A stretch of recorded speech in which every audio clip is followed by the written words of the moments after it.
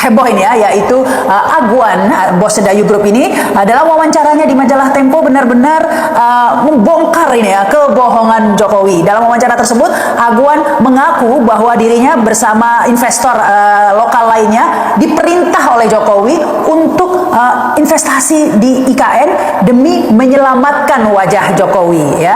Dan klaim Jokowi bahwa investor asing sudah mengantre ya, itu hanyalah pepesan kosong.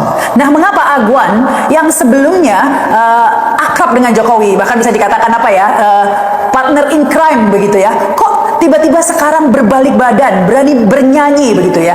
Ada misteri apa ya? Itulah yang akan kita bahas, dan kita juga akan mengulas bagaimana dengan kelanjutan PSN PIK 2 milik Agwan ini ya. Benarkah akan dibatalkan? Semuanya ada di UTA, ulasan berita. Selama 3 tahun terakhir ini kita tahu bahwa Jokowi pontang-panting ya melibatkan seluruh negeri ini ya, bikin pusing semuanya ya, se-Republik Indonesia, karena fantasinya ya, ambisinya untuk membangun IKN yang harus cepetan jadi, udah kayak Bandung Bondowoso ya. Dan yang menjadi masalah tentunya adalah investasi. Sudah ada 90 triliun ini akhirnya uang negara, uang APBN ya, yang digunakan untuk membangun IKN, dan hasilnya sudah kita lihat semua berpotensi besar akan menjadi mangkrak ya. Dan ini ditambah dengan pengakuan Agwan ya baru-baru ini di majalah Tempo bahwa investasi yang sebelumnya kata Jokowi itu investornya dari luar negeri ngantri, ada 30 dari Korea katanya, kemudian 20 dari Jepang, dan 120 investor dari Singapura ngantri ingin investasi dan mendapat cuan dari IKN. Nah, ini dibongkar oleh Agwan dan mengatakan itu bohong semua. Ini cuplikan dari pidato Jokowi. Oleh sebab itu, saya mengucapkan terima kasih kepada Pak Agwan dan kawan-kawan yang hadir pada sore hari ini. Ini memberikan confidence, memberikan rasa percaya diri pada Nusantara bahwa ini sangat diminati oleh investor. Dulu kita tawar-tawarkan pada diem. Begitu sekarang ada yang masuk, ini konsorsium, beliau-beliau ini masuk, Pak saya kok nggak ditawari Pak, saya kok nggak diajak Pak. Gimana sih, dulu udah dikumpulin, kita jajak pasar nggak sekali 2 kali loh. Telah datang dari Korea beberapa bulan yang lalu 30 investor, dari Jepang kurang lebih 40 investor, dan dari Singapura 120 investor sudah ke sini. Jauh-jauh mereka ke sini pasti ada kalkulasinya, pasti ada hitung-hitungannya. Kemarin juga tentu saja dari Uni Emirat Arab juga datang. Setelah datang langsung nemuin saya. Artinya apa? Tertarik. Tapi jangan dari sana dulu. Investor di dalam negeri harus didahulukan. Kalau enggak, nanti pasti saya dikomplain. Kebohongan Jokowi yang dibongkar oleh Agwan ini sebenarnya tidak mengagetkan publik ya, karena kita semua sebenarnya sudah hafal ya gaya ngibul dari Jokowi ini. Macam-macam lah, mulai dari yang pertama sendiri kita tahu, mulai dari mobil SMK 11 triliun dan lain sebagainya, semuanya gaya-gayanya sejenis begitu ya. Tentu masih ingat kan? Saja. Sekarang berapa sih harganya yang bisa dijual nanti? Hitungan terakhir 95, tapi nanti kalau sudah produksi massal tentu saja ada rekalkulasi lagi. Ya. Tetapi yang kita juga sekarang bingung, pesanan sudah kira-kira lebih dari 6.000. Dan pada kapasitas setelah uji emisi, setelah nanti sertifikat uji tipe ini kami pegang, perkiraan saya bisa 3 sampai 4 kali lipat yang pesan. Padahal kemampuannya baru 200-300. Kira-kira 200 sampai 300. Jadi kalau Mas Tommy mau pesan sekarang, tunggunya 3 tahun. Begitu sangat istimewanya mobil ini. Yang kedua, saya ingin mengingatkan, uang kan banyak sekali di luar. Ada sudah data di kantongan saya, data di Kementerian Keuangan ada. Di situ dihitung ada 11.000 triliun yang disimpan di luar. Di kantong saya beda lagi, lebih banyak. Karena memang sumbernya berbeda. Sumbernya sumber internasional semuanya, tapi berbeda. Tidak apa-apa. Yang paling penting bagaimana uang-uang itu bisa dibawa kembali ke negara kita, karena saat ini kita memerlukan partisipasi Bapak Ibu dan saudara-saudara semuanya untuk negara, untuk bangsa. Maka nggak heran kan kalau ternyata sekarang kita tahu bahwa investor di IKN itu yang katanya ngantri juga adalah kebohongan yang lain ya. Sebenarnya ini semua orang sudah tahu, tapi pengakuan Aguan ini seakan-akan mengkonfirmasi ya kebohongan-kebohongan yang dilakukan oleh Jokowi, dan harusnya ini ada konsekuensi hukum ya, karena seorang pejabat negara melakukan kebohongan publik begini ya. Nah, ini yang juga ramai dibahas, tapi pertanyaannya mengapa Aguan sekarang bernyanyi ya. Misteri itu yang ingin kita bahas kali ini. Banyak spekulasi yang beredar. Yang pertama ini mungkin dikaitkan dengan kegagalan Ridho ya. Kita tahu Ridho ini adalah kepanjangan tangan dari Jokowi dan juga akan melaksanakan proyek-proyek dari oligarki. Namun ternyata kalah di Pilkada DKI ya. Meskipun Jokowi ini menang di daerah lain, tapi DKI ini adalah center, DKI ini adalah barometer ya, tempat berbisnis para oligarki untuk meraup cuan ya, dan sangat prestis, tapi itu luput ya dari kekuasaan atau pengaruh Jokowi. Apakah ini yang kemudian membuat Aguan ingin mulai meninggalkan Jokowi karena pengaruhnya di Jakarta sudah tidak ada ya. Di samping Aguan juga melihat sepertinya Prabowo saat ini lebih dekat dengan Haji Isam ya daripada Jokowi. Pengaruh Jokowi sudah berkurang ya. Spekulasinya juga melihat bahwa Aguan ini mulai panik ya karena proyeknya PSN PIK 2 ini terancam batal ya. Prabowo tampaknya kurang berpihak, bahkan Menteri Agraria dan Tata Ruang Nusron Wahid sudah mengindikasikan ya, mengungkap bahwa proyek PSN PIK 2 ini banyak bermasalah ya. Dan mungkin ini alasannya ya kemudian Aguan mengambil manuver-manuver yang sebelumnya tidak pernah dilakukan ya. Bahkan setelah melakukan manuver ini tampaknya Aguan menyesal begitu ya, sehingga bagian legal dari Agung Sedayu ini mengontak Tempo untuk merubah statementnya dan mengganti judulnya. Namun Tempo karena sudah mengecek di rekamannya dan memang itu yang dikatakan oleh Aguan, menolak untuk merevisi beritanya. Jadi tetap dengan berita yang pertama itu, menyelamatkan wajah Jokowinya.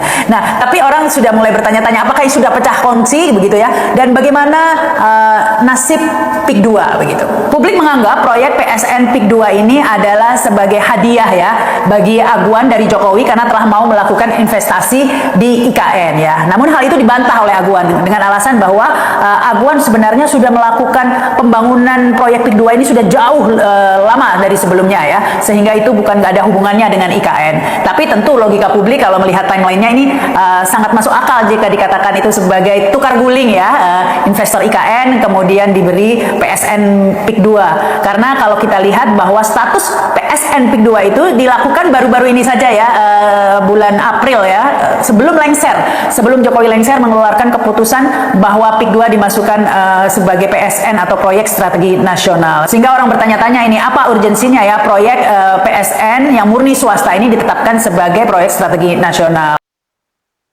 Halo semuanya, kembali lagi bersama saya. Hari ini kita bahas kabar yang sangat panas dan menyita perhatian banyak orang. Pertahanan Jokowi tembus ke bui dan kabar bahwa tokoh bernama Agun hari ini menyertakan bukti-bukti terkait proyek Ibu Kota Nusantara atau IKN langsung ke Jaksa Agung. Video aslinya sudah saya tayangkan 2 bulan lalu, tapi sampai sekarang masih terus diperbincangkan. Apakah ini tanda situasi hukum makin memburuk bagi Joko Widodo atau hanya kabar yang belum teruji?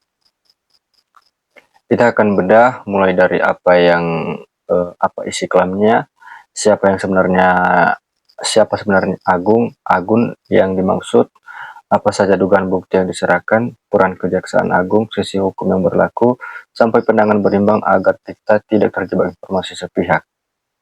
Belum ada putusan hakim bahwa belum ada putusan hakim, maka belum ada yang sah disebut bersalah. Mari kita bahas bersama dengan berpikir kritis. Yang pertama, apa arti pertahanan Jokowi tembus ke bui? Ungkapan ini bermakna argumen pembelaan yang disampaikan tim Joko Widodo dinilai semakin lemah, tidak cukup kuat menahan aliran informasi atau proses hukum yang sedang berjalan. Klaim ini muncul bersama dengan isu pengelolaan anggaran, prosedur pelaksanaan proyek strategis nasional termasuk IKN, serta kewenangan kebijakan pada masa jabatan beliau. Siapa Agun yang dimaksud? Hingga saat ini belum ada identitas publik yang dipublikasikan di media sosial dan di sejumlah diskusi. Nama ini sering dikaitkan dengan pihak yang memiliki akses dokumen atau pengalaman terkait pelaksanaan proyek di IKN. Ada juga kemiripan bunyi dengan nama pengusaha Sugianto Kusuma alias Aguan yang sempat menyatakan berinvestasi dengan IKN demi menyokong citra pembangunan. Namun ini belum tentu orang yang sama. Kita harus hati-hati menyamakan keduanya. Apa saja bukti yang diserahkan?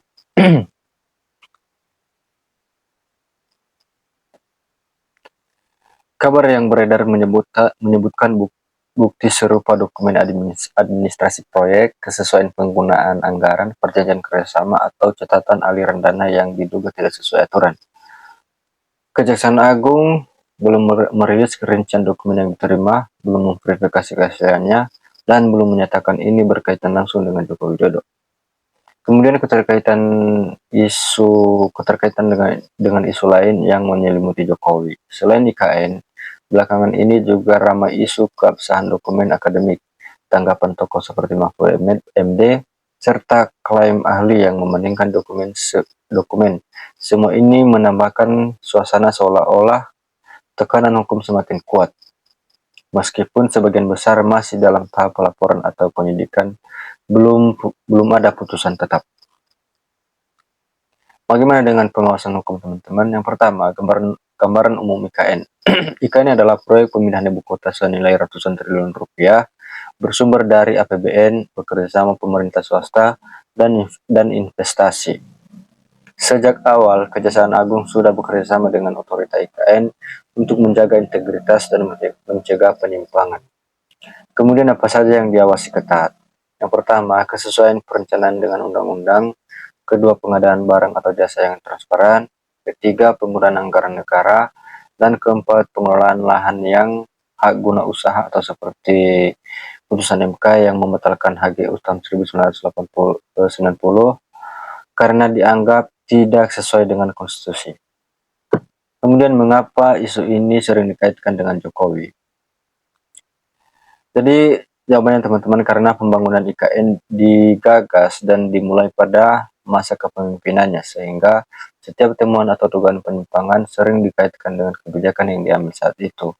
Namun menurut hukum, tanggung jawab yang bersifat pribadi dan harus dibuktikan satu persatu. Kemudian teman-teman, bagaimana dengan peran Kejaksaan Agung dan prinsip hukum yang berlaku? Yang pertama, apa yang dilakukan Kejagung ketika menerima bukti? Dimulai dari menerima dan mencatat penyerahan dokumen, kemudian melakukan verifikasi keaslian dan relevansi, seterusnya memutuskan apakah cukup dasar untuk lanjut ke penyidikan atau melimpahkan ke lembaga lain. Kemudian semua proses berdasar asas praduga tak bersalah, belum ada yang dianggap bersalah sebelum hakim memutuskan.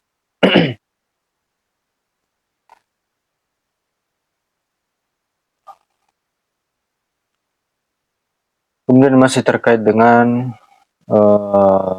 peran Kejagung, teman-teman, yaitu batasan informasi yang boleh dibuka. Kejagung biasanya tidak membeberkan isi bukti sebelum perkara masuk pengadilan agar tidak merusak proses hukum. Kabar yang beredar di media saat ini kemungkinan besar berasal dari pihak yang menyerahkan bukti atau analisis pihak luar, bukan rilis resmi. Seterusnya terkait peran Kejagung adalah perbedaan laporan dugaan dengan putusan yang bersalah. Banyak yang menyamakan penyerahan bukti dengan sudah terbukti bersalah, padahal baru langkah awal. Butuh waktu berbulan-bulan, bahkan bertahun-tahun untuk memverifikasi, memeriksa saksi, dan menguji alat bukti di persidangan. Seterusnya bagaimana pandangan berimbang dua sisi uang koin?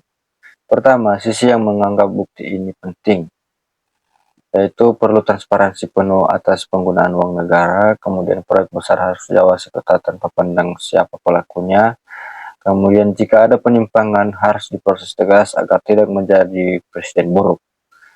Sisi yang mengingatkan agar tidak terburu-buru. Yang pertama, belum ada informasi resmi, bukti belum dinilai sah.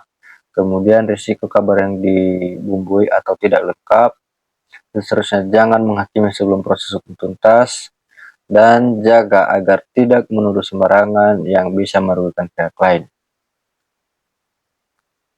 Dampak yang mungkin terjadi terkait hal ini, yang pertama, jika terbukti benar, akan ada tindakan hukum sesuai aturan, perbaikan tata kelola IKN, Kemudian jika tidak terbukti, perlu pemulihan nama baik dan klarifikasi luas. Dan masyarakat menjadi tolok ukur kepercayaan pada penegakan hukum di Indonesia. Bagaimana teman-teman yang seharusnya cara kita menyikapi kabar ini? Yang pertama, kita harus cek sumbernya dulu. Hanya percaya rilis resmi Kejagung, Polri, KPK, atau media berwenang. Hindari judul yang memancing emosi, teman-teman. Kemudian, pahami tahapan penyerahan bukti dan bukti bersalah. Kemudian jangan menyebar info belum jelas. Cukup bagikan jika sudah ada konfirmasi. Kemudian dukung penegakan hukum adil baik terhadap pihak yang melapor maupun yang dilaporkan. Kemudian teman-teman, intinya kabar penyerahan bukti terkait ikan Kejaksaan Agung itu masih dalam tahap laporan yang beredar. Belum ada pengumuman resmi dari lembaga berwenang. Sementara itu, klaim pertahanan Jokowi tembus ke BUI hanyalah penilaian pihak pembuat konten asli, belum menjadi kenyataan hukum. Dan kita tunggu prosesnya berjalan secara objektif. Jika ada pembaruan resmi, saya akan bahas lagi di sini. Silakan tinggalkan pendapat yang santun di kolom komentar. Jangan lupa like dan subscribe agar tidak ketinggalan info terpercaya. Sampai jumpa di video selanjutnya. Terima kasih.